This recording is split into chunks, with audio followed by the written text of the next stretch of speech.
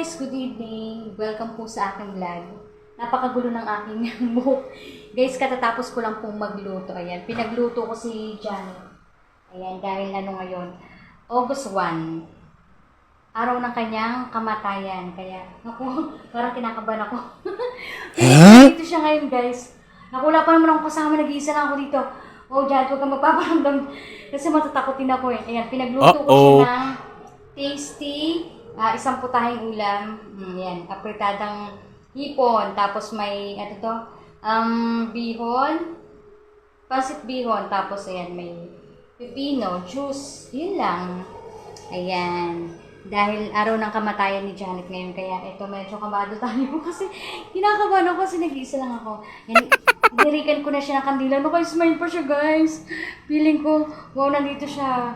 Oh, dahil ko paparamdam. Nako, kabado. Matatakotin ako, guys. Kasi wala pa yung dalawa. Yung dalawa nakakaloka.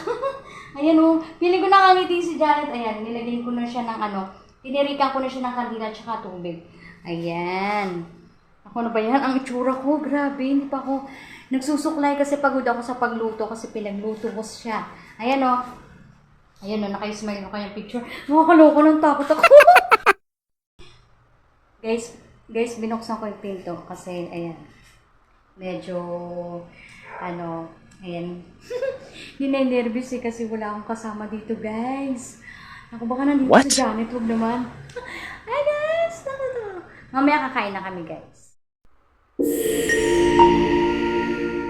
Ayan, guys, ito yung niluto ko, ayan.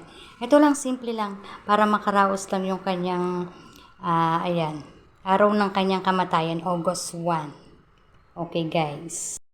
Kapag guys, yung mga kasama ko nasa, nasa labas. Naku, nag-iisa ako dito, grabe. Tinirikan na natin si Janet ng kandila, ayan. Yun naman, guys, naka-smile pa siya, guys, yan. Naku, ang saya-saya.